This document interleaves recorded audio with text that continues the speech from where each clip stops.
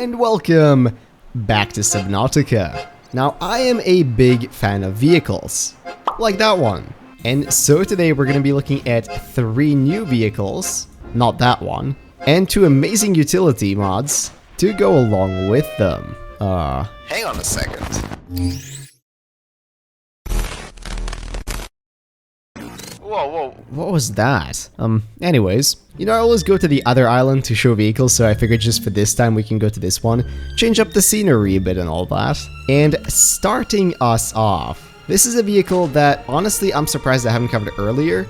It is among the first vehicle framework mods to be completed, and that is the Abyss submarine. There she is, dropping into the water, a little choppy, but you know, all subs do that. Look at this thing. Now granted, the aesthetic is not exactly what you might expect in Subnautica, but it looks freaking sick. I especially love this like sideways propeller here that presumably helps it turn. Now you get in either from the bottom here, or I presume from the top here. Yeah, let's hop on in. This one has a fully modeled interior, which is really nice for these. There's not much to it. There's the exit. Here you have the vehicle power. Oh, this is interesting. So you can flip this, that's freaking awesome, to either get more power, at the cost of more consumption of course, or the other way around. Here you have forward power and lateral power. That is so what is this, iron lung? Here you have the upgrade menu. Okay, it thinks it's a prawn suit as usual. Here we have power, interior lighting. Oh wow, look at that, these 2 cage lights out here. A lot of stuff. Revert to default colors, okay. Nav lights, I honestly have no idea. There's so much to do in this thing. Now, you might notice right off the bat that this thing has a 600 meter crush depth by default, and it is hecking slow. Like, I mean, when it speeds up, it's not that bad. The view out the front is also not the most amazing. Obviously, there's a lot of stuff sort of cluttering your way. But a 600 meter crush depth by default means that right off the bat, without needing any upgrades, this thing can take you pretty far. Man, the floodlights are powerful though. These might be the most intense lights of any sub that we have so far. Let's see about them upgrades. So I grabbed the highest level possible crush depth module, and let's see what we can get with that. Yeah, 1500 meters, so about as deep as you could possibly want. I don't believe at any point you can go much deeper than that. Oh, and using F and T we can switch cameras as well. This is lovely. On the right it even says which one we're looking at. We even have a descent camera. That's super nice. Man, an absolutely incredible submarine, and realistically, if you're gonna explore somewhere deep, this might be just the tool to use for that. Like, it even has the look, you know, if I was gonna grab a sub to take into the void for, you know, maybe one of the upcoming void mods that we're all so excited for, this might just be the tool to get the job done. But now let's say you have a more specific task. You're not just going deep, but you need to get in somewhere tight. Well, for that we have the funky chunky Seabee. Love that name. This is the Seabee submarine, and it is exactly what it sounds like. Look at this little cute thing. This might be the contender for the cutest submarine that we've had in the game so far, up there with the Cricket. And the whole concept of this one is that it's very small. Here you can see it from third person using the third person mod. This thing is rapid. You can see me zooming around everywhere. Wait, if it's called a Seabee, can it also fly?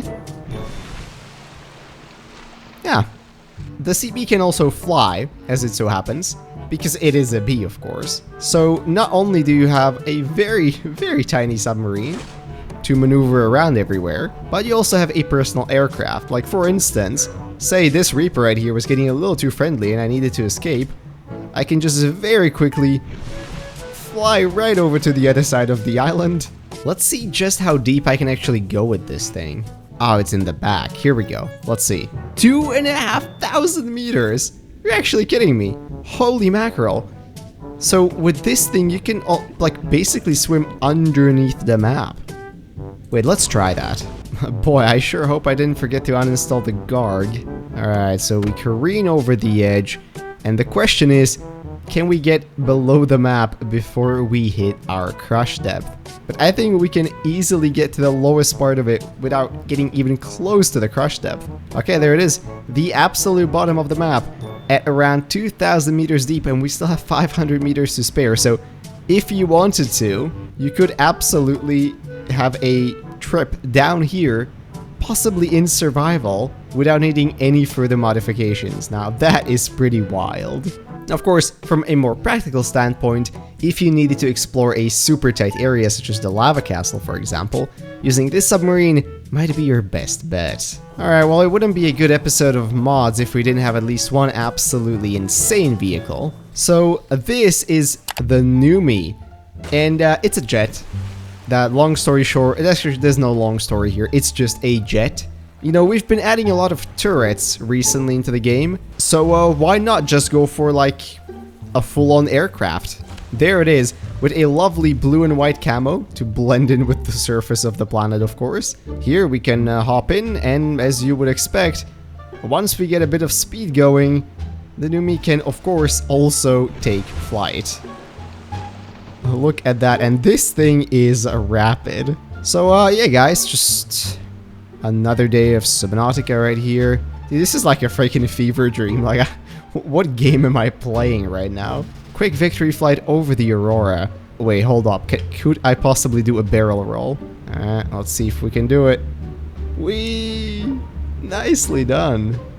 Oh, easy. Now, why you would want a jet in the game, yet again, I mean, this is the second one we've gotten, I am not sure.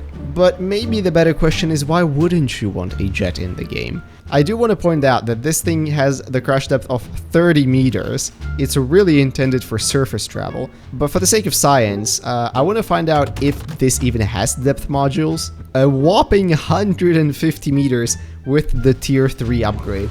Well, I think it's pretty safe to say, guys, that you're not going to be taking this one deep. But boy oh boy, can you take it far, and can you take it fast. So, in conclusion, insane vehicle. Now, we have all of these epic new vehicles to play with, but what would it be if we didn't have a couple of utility mods to go along with them? And trust me, these are friggin' awesome. We have two mods here, and the first one is simply free look. This mod is now out for Subnautica 2.0, and when I hold left alt on my keyboard, I can now freely look around my Seamoth while piloting it. I think this is super cool. You know, say you're heading in a direction, I'm gonna go this way. Oh yeah, what's over there? I don't have to like fully alter my trajectory or whatever.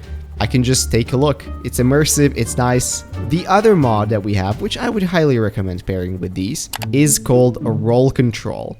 The way it works is normally the Seamoth obviously stays this way, and if I try to go upside down, it won't let me. But if I hit a right alt on my keyboard, the Z and C keys have now become like this.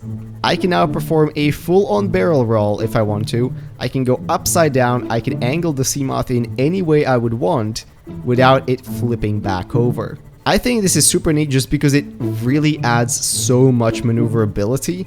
Say you really like the sub, you know, or you're playing on a very difficult mod, you want to navigate through areas like this without getting out. With this, not only can I look to check if I have enough clearance everywhere, I can also maneuver the sub in such a way that it can easily fit through. And I mean, just doing this will never not be fun in the Seamoth. Like, look at this little thing. So two awesome utility mods that I think you should definitely consider if you're going to be getting some new vehicles, or honestly, even if you're not. But that, my friends, takes us to the end of this video. I really hope you enjoyed, and if you did, maybe consider leaving a like, commenting, or subscribing. All of those would be very much appreciated. With that, I'm going to wish you all a beautiful rest of the day, and I'll see you in whatever next video I make. Bye bye!